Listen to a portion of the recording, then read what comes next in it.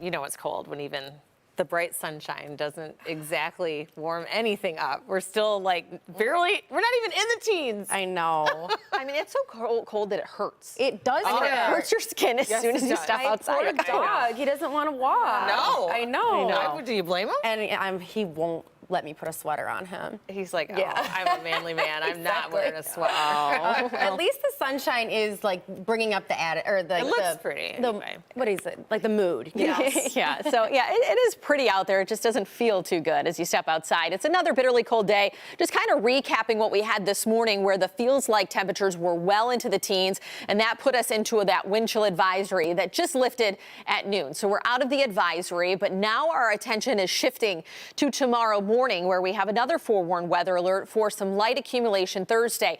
Now this alert is not for the accumulation part of it, but the timing of when snow is going to come down and stick that could impact your morning commute. We'll have another chance going into Friday, so we're keeping a close eye on that. And then we finally warm up next week, in which we will have a little bit of melting. In the meantime, though, more snow is on the way. So it's this upper level system that's going to track across the Great Lakes Midwest, and that will bring the first round of accumulation to our area. Right now, though, we do sit in the double digits in some places. So 9, though, in Pontiac, but 11 at Metro Airport, 12 at City Airport, same in Grosse Ile, Monroe, 11 in Mount Clemens, Port Huron 12, Lapeer, our mildest spot at 14 degrees. So they've gotten into the teens, but the rest of us are struggling to get there.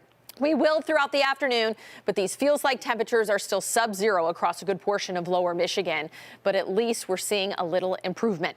So for the afternoon, our high temperature will be right around 17, but with winds still sustained 10 to 20 miles per hour and gusts upward of that, this 17 will probably feel more like 1 or 2 degrees this afternoon.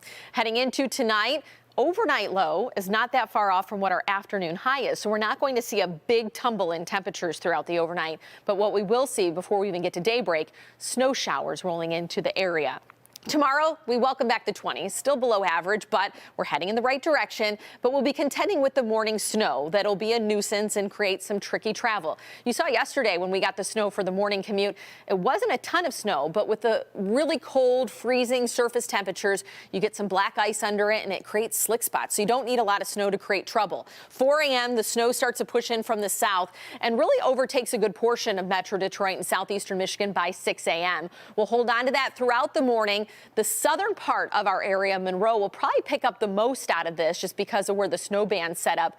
But by the lunch hour, a lot of that's out of here. In the afternoon will be clearer. Now, Friday morning, this is the second system that we're watching. By 6 a.m., we get some bands coming off the water here.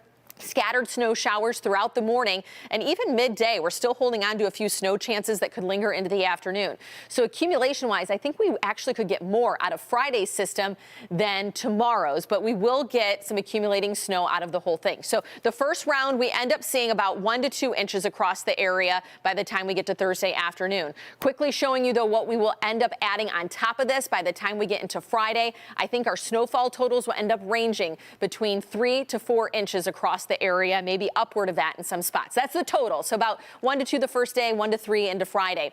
We will be in the 20s for the weekend, and finally a warm up early next week.